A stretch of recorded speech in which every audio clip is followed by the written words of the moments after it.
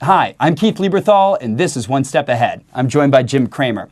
Jim, as international oil companies have to dig deeper in the ocean and in the earth to find new reserves, and as national companies are scrounging to build supply, there could be opportunities in drilling and oil services. How do you see that future? Okay, again, it's politics, where there are technocratic democracies. In other words, democracies that lean on and respect technology, which is not the situation in Venezuela or Mexico or Nigeria or Indonesia or Saudi Arabia.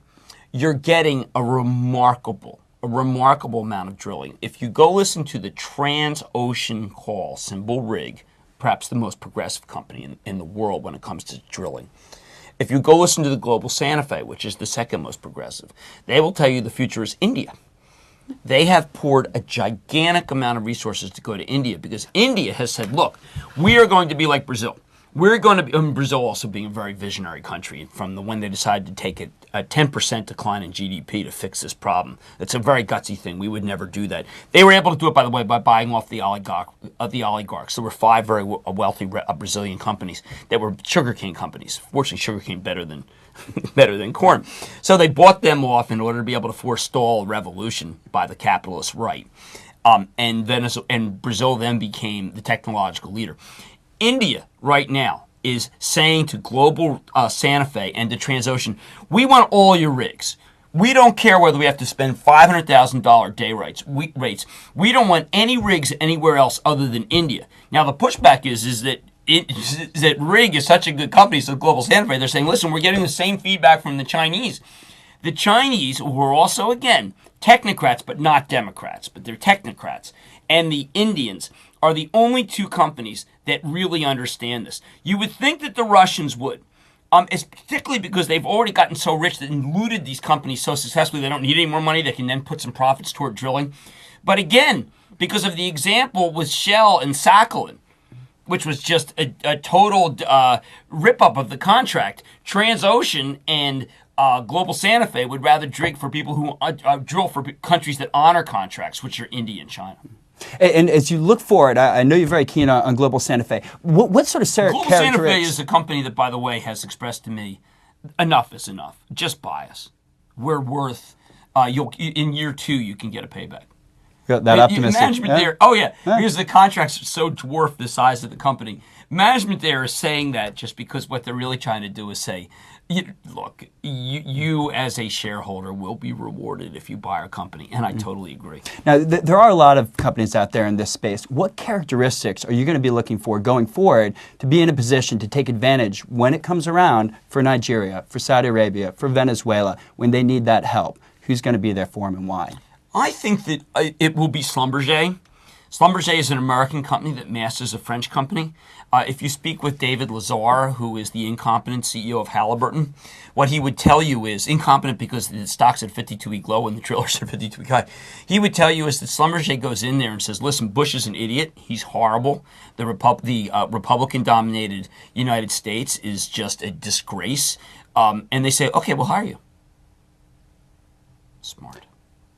Interesting. So it's culture. Schlumberger and Halliburton have the same technology. Some people say Halliburton has better technology. Why has Halliburton lost contract after contract after contract? Because Halliburton is viewed as Bush's company, even though it's not true.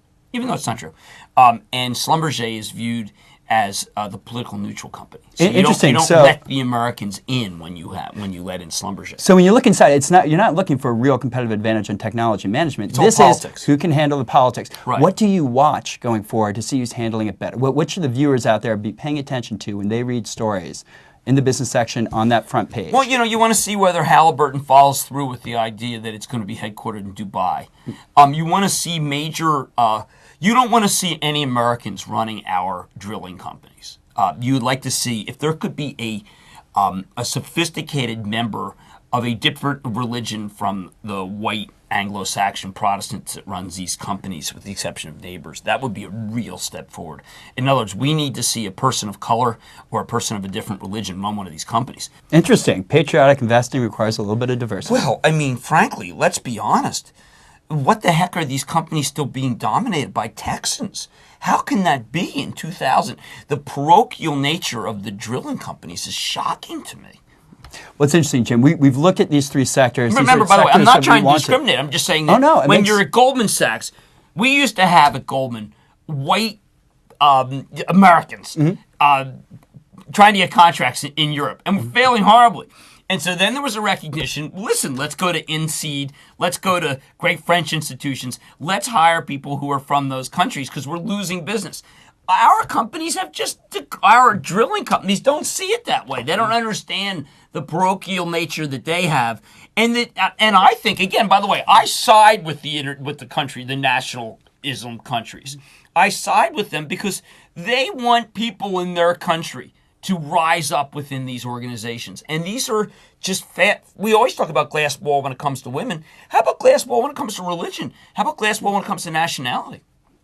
Interesting. As we look forward, though, we've got the three sectors we've looked at. The issues that we've raised are going to continue to be important. We're going to come back to this, I hope, in a couple of weeks, in a couple of months, and see how this is played out, because this is a story that's a structural story. But I have to tell you, some of the things we're talking about in this particular series of videos, one, the discrimination against the United States, two, the discrimination internally by United States companies against foreign nationals, are two things that are never talked about. They're too sensitive to be talked about.